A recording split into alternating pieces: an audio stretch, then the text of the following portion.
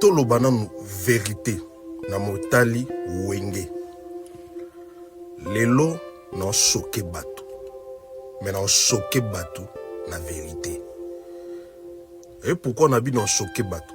Parce que na yebi que ba congolais ba koka vérité mais ils a quand même vérité avant na banda oui raninga banda muziki ti akokufa akotikalaka jamais koleka présent JB Mpiana na muziki ni na yembeli na studio ni na yembeli na concert ni na kobina na concert ni na lupemba.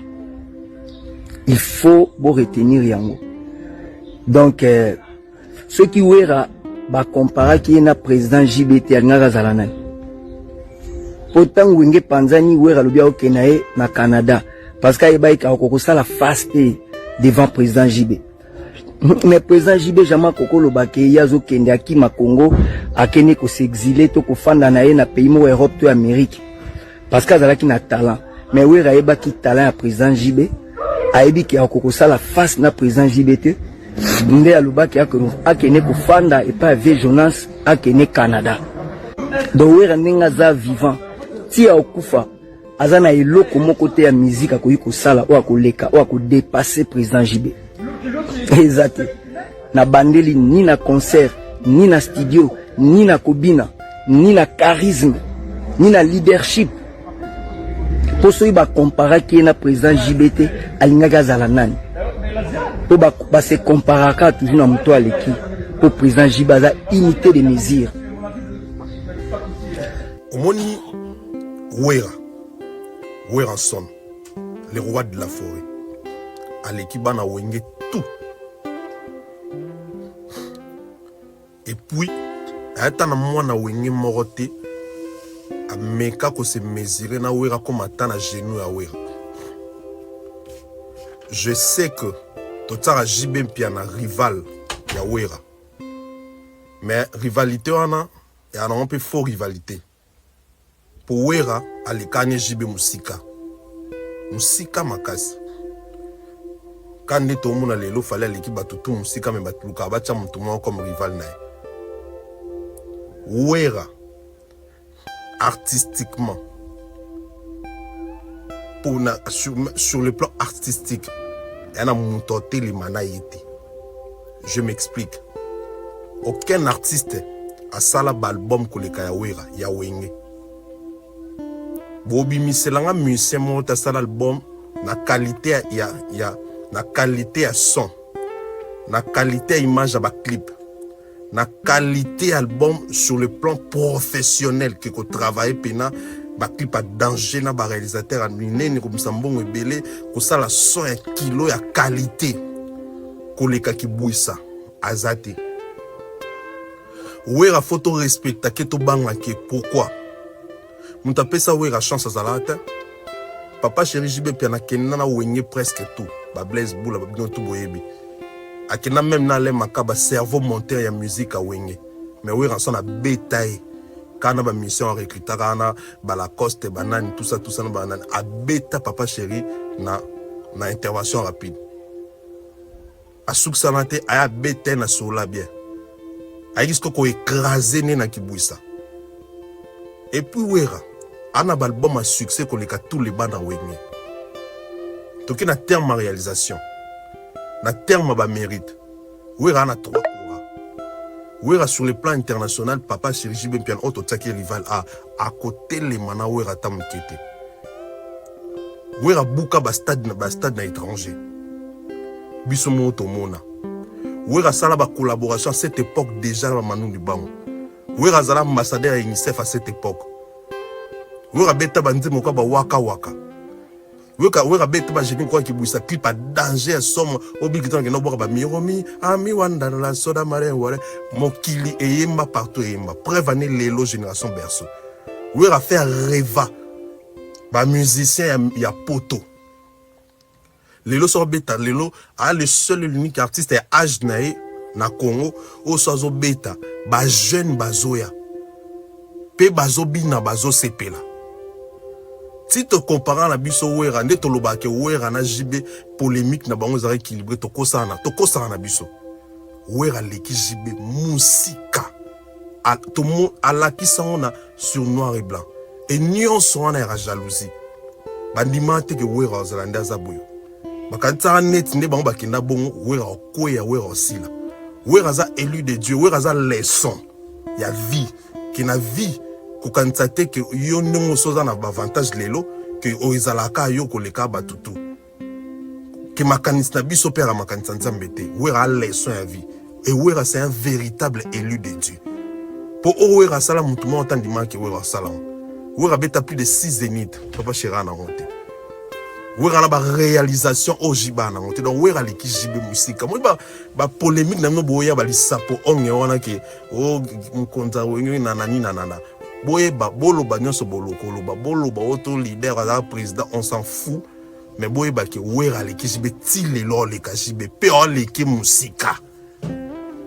jiba ngazongi la ba concert na poto ki otsa sala 1000 places na Sony wera na poto kobanda bani concert mbamo Grand Paris Arena 9000 places plein Adidas Arena 8000 places super 9000 places plein lelo beta awa na Forest National na JE la salle la plus prestigieuse de la Belgique et bato ba osoma ba billet ba jeune na ba jeune wera c'est un gars respecté c'est un grand artiste donc mon bana wenge bolinga te wera lekibino musika l'exception des personnes même papa chéri nazanabi ke wera leki musika ya wera beta jibe KO à partir de Kibuisa double zénith KO debout ba stade de Martyrs ko ba te wera sala ba scandale ba spectacle ngana fanatique BCBG maintenant ba vérité maison mère ngai boma biso à cette époque na ba BCBG wana da wera c'est un monsieur à respecter. C'est un grand artiste, c'est une légende, icône à respecter. Wenge bino foza fier à wera. Lelo mto défendre bino na scène internationale à wera. So bozalaka na JB, mais tonga toka komba wenge lelo na scène internationale te. Abunda na ba jeune frère na. On comprend. Donc faut bange pena. Faut respecter wera. En vérité, je sais que ça va choquer, mais c'est la vérité. Mbote balandi ya émission Izolobama, merci na bino bato misana ko renouveler biso confiance na kati ya émission oyo Izolobama. Un grand merci na Kolo Nzambe Tata mokili na nyonso mobateli na biso et merci encore ba fidèle internaute ya émission Izolobama soki pozwi libaku pona kolanda biso na émission oyo en direct na chaîne ya Zone Congo Media. Osengi na yo o s'abonner na chaîne o activer cloche à notification pour ne pas que o rater ba nouvelle émission to ba nouvelle concept na biso to sara na kati ya chaîne oyo à travers émission na bino Izolobama. Donc merci encore une fois de plus na ba kondi ya Zone Congo Media pour l'opportunité o amesana ko renouveler biso na kati na esika o pona ko transmettre bino message to ikanisi na biso ezali nito ko sala moi analyse par rapport ya o tozali koyoka. Alors on a écouté une vidéo où quelque part il y a Alexis Wich que nous saluons où il m'a mesana comme ben chef de guerre donc voilà un peu il y a ba warrior donc américain un peu comme ça la analyse sur l'artiste et monene ya mboka na biso icône monene star Wilson de la forêt donc voilà un peu et message na ito analyse na sala ki biso bitongi to meka un peu ko symboliser en donc ko meka un peu ko analyser en pour voir aussi ce que analyste a déclaré est vrai ou c'est pas vrai c'est pas vrai plutôt. Alors na kati émission to loba toujours que to sala émission na biso na bino yom to zuli bako na biso pour la première fois émission ezali biso na yo toujours sala émission to sala biso to na derrière caméra bino bozana ba clavier na bino ici que vous na biso donc vous avez émission yo tia commentaire na yo to zala vraiment intéressant to notifier to rectifier to joie plutôt ma commentaire aux alliés à malamu à bon pour les positifs par rapport à émission par rapport à analyse. Alors Alexis Wachi ayi ko sala moi muke un peu trop bien en tout bien en bilan ou quoi il y a artiste durant son carrière parce que en quelque sorte dans beaucoup na biso ba juste valeur et ba na raté ba tout ba valeur na bongo ko ba après peut-être ce qui a profit ni ba reconnaître. Alors nous profitons aussi de féliciter gouvernement par rapport à ba décoration ba PC artiste Fally Ipupa, parce que c'est ça qui est vraiment important tant que ba artiste baza vivant, ba genre ba décoration, ba genre mérite na bango. Donc nous espérons qu'il ressoukera pour na Fally Ipupa, ça va continuer aussi de pair pour les autres aussi. Donc voilà. Et Alexis Wedge Sali vraiment analyse mot autour, féliciter de Jessica Zali, vraiment félicitations, parce que Weranson aza quelqu'un à ne pas négliger dans le cadre de Mboka. Weranson a sali makambo tellement vraiment ébélé oyo lelo aza lokola modèle, aza lokola icône. Weranson aza na ba rêve ébélé. Weranson alagisa biso ayela biso ba papa ba Michael Jackson. Weranson aza parmi ba artistes congolais à liboso oyo basali asala featuring na star américain. Pour citer qui est notre frère Mohombi, peu importe aza congolais, mais à l'époque Mohombi c'était une star mondiale. Oh biso azara ko beta ça ba concert plein et beta na ba Philippines à l'époque plein. OK les bruits na nzimbu na bimisa yo he Mohombi à l'époque la Mohombi touchait vraiment la globe tina ba réussi ba Moscou et bien son sala na ba featuring. Weranson a sala ba spectacle ya minene. Weranson ayana ba la foule bazo kumba moto na plein rue ya Kinshasa. Weranson c'est le plan artistique azana ba kora azwa en dehors ya Congo bana mboka dehors neti tokotanga mwana mboka azwa ba kora la libanda azwa na ba considération ba nomination ailleurs.